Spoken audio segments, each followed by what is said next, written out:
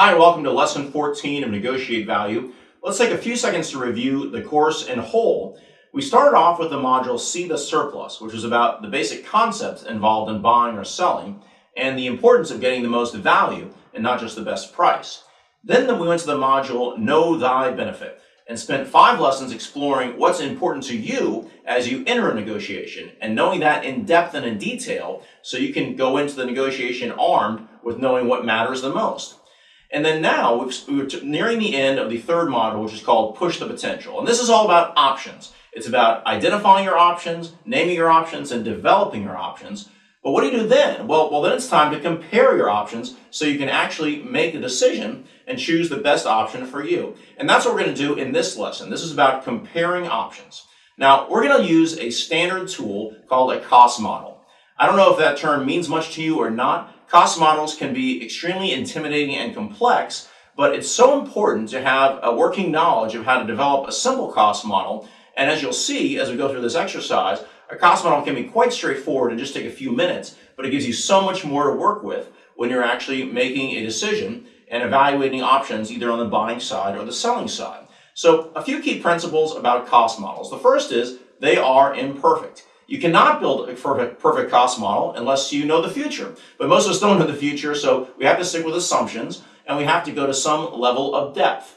And that's the next principle of cost models, which is the level of depth or the thoroughness. You want a cost model that is thorough enough to get the key parts of your cost sort of in proportion with the scope and the scale of the purchase. And we'll illustrate that in just a minute. The next piece is write it down. It's got to be in writing. Even a very simple, crude cost model that's written down on a piece of paper or on a whiteboard gives you so much more to work with than if you're just talking about, well, there's this idea or this idea, we can spend it on this or that. It's so important to get numbers written down in some sort of concrete structure that you can point to. Now, one thing about cost models, a lot of people when they're buying, they look to get an apples to apples comparison, right? They want to drive down things so they're commodities, so you can say, well, this is just like this, and compare things exactly. But for many of us, what we're buying, what we're selling, it doesn't fall so neatly into one of these commodity products, right? It's more like an apple to a coconut or an apple to a pear. It's things that are slightly different, and you need to take that into consideration when you're buying. We had the whole lesson about solutions, explaining how there are more solutions now than ever before because innovation is changing everything we buy. So you don't often get apples to apples. What is more likely nowadays is what I'd call a side-by-side comparison, where you're not looking at the exact same thing, but you're looking at something similar, some different solutions that meet your needs. So let's go through and make a side-by-side comparison for a car purchase. Now, this is actually a situation I found myself in just a few weeks ago, where my family, we were looking for a car, and we were looking at a few different options. We were thinking about a new car versus a used car, and we actually looked into getting a hybrid as well. And these all had different possibilities and different distinctions. So the first thing you want to do is get organized with your solutions. What are the things you might buy? And then the key distinctions. Because again, it usually is not going to be straight apples to apples. There are going to be some differences in the solutions that you're buying. So now what do? We want to think through the expenses, the cost that's actually related to this purchase. And in most cases, that's more than just a flat purchase price, right? Because if you think about, well, we're going to have this car for at least a few years, let's think about the service bills for 2 years. Let's think about how much gas we'd spend for 2 years. And by the way, I chose 2 years because that's often a useful time period for what we're buying in a business context. For a car, it might actually be longer than that, and in some cases it may be shorter, but you want to choose the right time horizon that suits the purchase that you're facing. So now let's go and fill in these numbers. We're going to look at the purchase. For the new car, it was $26,000. The used one was $21,000, and the hybrid was $28,000, a little bit more expensive. Now let's put in the service bills. Well, that new car had a warranty, so I really didn't expect any service bills. They were covered.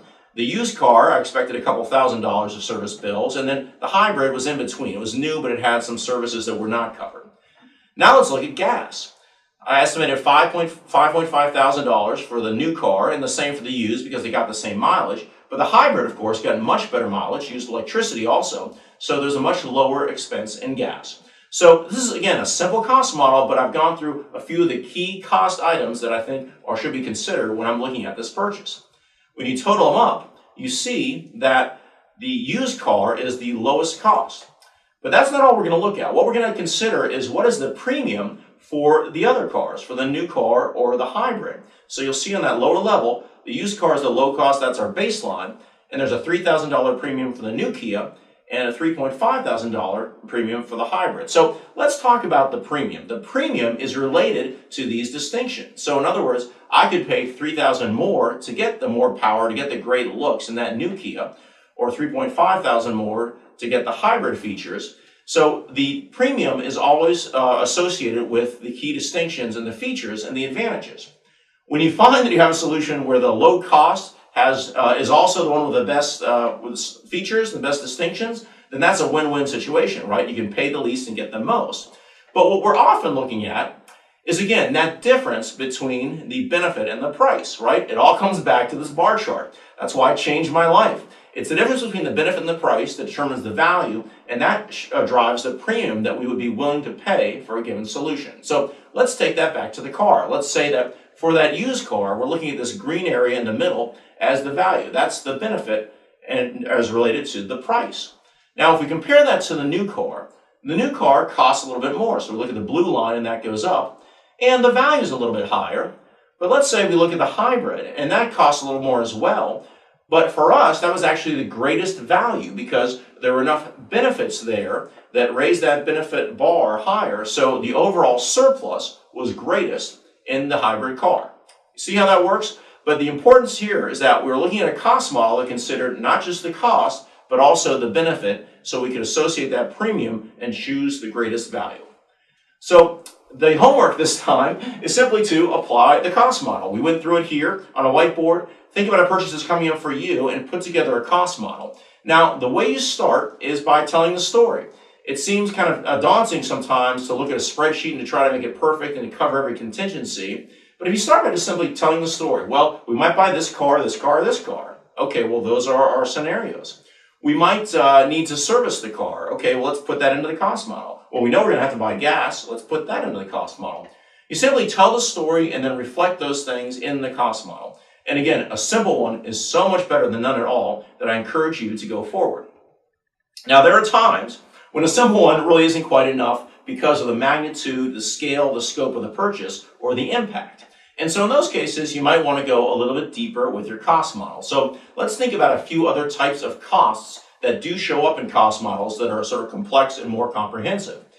And that would certainly be transition costs. A lot of times, if you're thinking of switching from one solution to another, let's say we want to go, again, from one car to another car, or we're thinking about switching our air conditioning unit to a different type, well, there's a transition cost, right? You have to buy the new product, you have to get it installed, and there may be some learning curve. In some cases, you may have to have two solutions overlapping for some time. There's some cost of transition. Opportunity cost. What is it that you could be doing with the time that you could buy instead of that purchase that money would hold up? That's an important part of a cost model. Also, labor costs, and this is critical, especially in the business context, because for a lot of things we buy, the more expensive component is not actually the purchase price, it's the time of the people on our team that they'll spend using and operating that product. So thinking about the time that's spent by your team and converting that over into cost is extremely important for serious cost modeling. Now, a few more things to think about. The time horizon, we mentioned that earlier. You need to consider the right time horizon for the purchase at hand. And then the precision. How precise do you need to be on your cost model? If you're dealing with millions of dollars, you might try to get more precise on some of those base assumptions. In some cases, teams of analysts spend months working on one single cost model because it's such an important decision and the dollar value is so high and it might have such a long-term impact. So how precise is the right level of precision for you with the purchase you're looking at?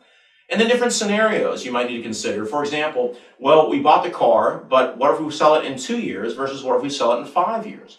There might be different scenarios that you need to consider when you're building that cost model as well. So these are a few things to think about. Now, if you're a little suspicious of cost models, I just want to say you're in good company because no less than Jack Welch, the legendary manager for General Electric, was always a little suspicious himself of cost models, and he used to not like to base any major decision just on the models, just on the quantitative work. And the reason he said is because you can always fudge the numbers. And that's true, and it's important to think about that. If you're playing with cost models like that, and you're making some assumptions about the future, you can always change things a little bit, and that may shape the outcome of the model. But I want to encourage you that General Electric still used a lot of cost models. They just used them in consideration with other factors as well when they made big decisions. And for you, the skill of building simple cost models can be extremely effective in evaluating your purchases when you're buying and also in evaluating your options when you're selling. So I encourage you to practice some basic cost models. If you have questions about that, send me a note. I also have some pro forma cost models that I've used for simple transactions and for very complex outsourcing engagements. And if you want a little some tips on cost models, I love to talk about it. So send me a note and I can help you out if you're struggling with your cost model. And I'll see you next time in Lesson 15.